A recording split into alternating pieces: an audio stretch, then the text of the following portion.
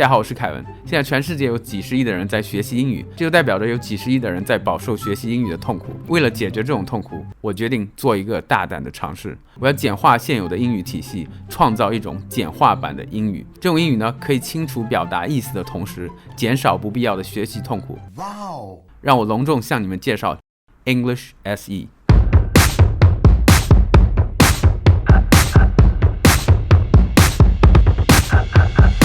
所以 English SE 到底是什么样的呢？第一 ，English SE 简化了英语复数。大家都知道，在英语里面，名词有时候可数，比如说 apples； 有时候不可数，比如说 milk； 有时候既可数也不可数，比如说 experience； 有时候看上去不可数，其实可数，比如说 intentions； 有时候单数跟复数长得是一样的，比如说 sheep and fish。可数里面又分为加 s 跟 es， 更不用说各种各样的特殊变形了，比如说 goose， 它的复数竟然是 geese。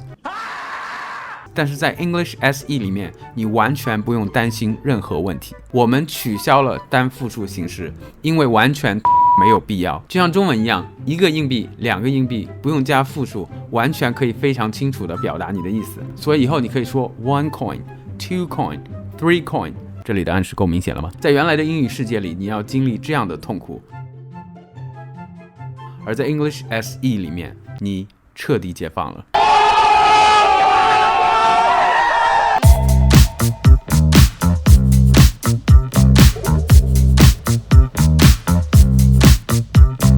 第二 ，English SE 里面简化了动词时态，在英语里面第三人称动词我们要加 s， 比如说 she loves， 而在 English SE 里面我们取消了第三人称动词变形，因为完全没有必要。在 English SE 里面我们说 Kevin look very handsome， 没有 s， 但意思还是非常清楚，完全没有歧义。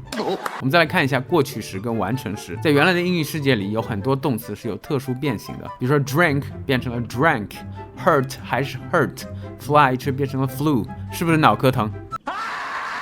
而在 English SE 里面，你完全不用担心这个问题，所有过去时、完成时都只要加 ed， 没有例外，因为完全没有必要做特殊变形，所以我们再也没有 drank、hurt、flew 这种令人头疼的过去时，取而代之的是 drinked、hurted and flied。所以在原来的英语世界里，你要经历这样的痛苦，而在 English SE 里面，你彻底解放了。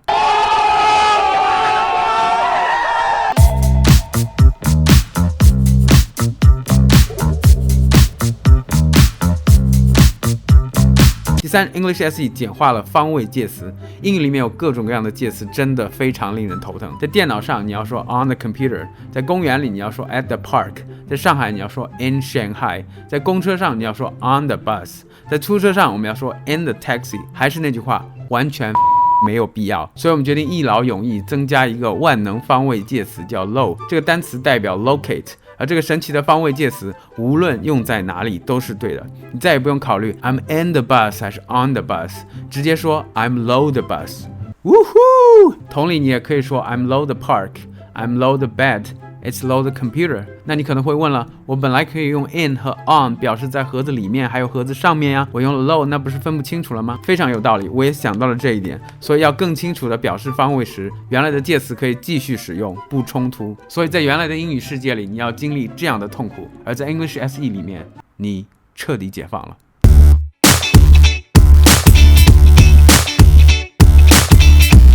今天我们的 English SE 1.0 Beta Version 就推送完毕了，各位同学记得一键3连完成更新，在未来我们会有更多的推送，帮助大家减少学习英语的痛苦。或许你觉得这只是一个美好的幻想，要推翻现有的英语体系谈何容易，这相当于和全世界几十亿人为敌。但是或许几百年后的一天，世界规则重新建立，这个视频可以被人发現，那我就成了英语简化之父。